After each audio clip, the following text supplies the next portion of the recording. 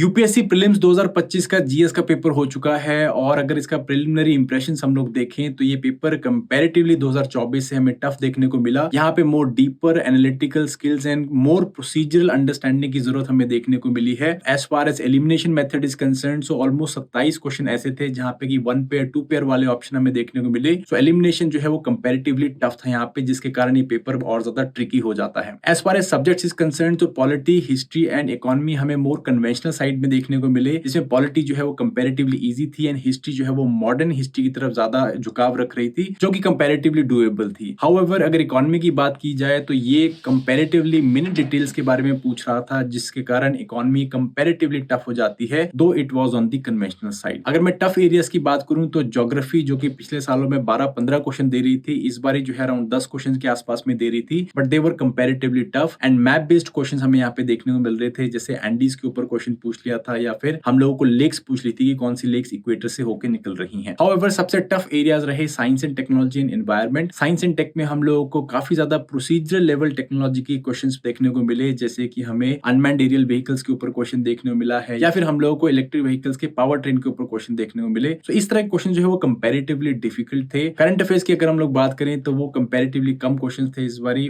और comparatively tougher side में भी थे। As far as cut off is concern, so cut off जो है प्रिलिमिनरी एनालिसिस यही बोल रहा है कि सब 90 जो है वो कट ऑफ जानी चाहिए। एंड अगर आप 2026 के लिए तैयारी कर रहे हैं तो इस पेपर का सबसे इंपॉर्टेंट टेक अवे ये है कि आप लोगों को मोर डीपर कंसेप्चुअल अंडरस्टैंडिंग की तरफ जाना होगा, इंश्योरिंग कि ना सिर्फ आप अपने कंसेप्ट को समझ रहे हैं, अपने फैक्ट को लर्न कर रहे हैं, बट ऑल्सो प्रोसीजर लेवल पे भी अपनी इंफॉर्मेशन, अपने टॉपिक्स को कॉम्प्रिहेंड कर रहे हैं।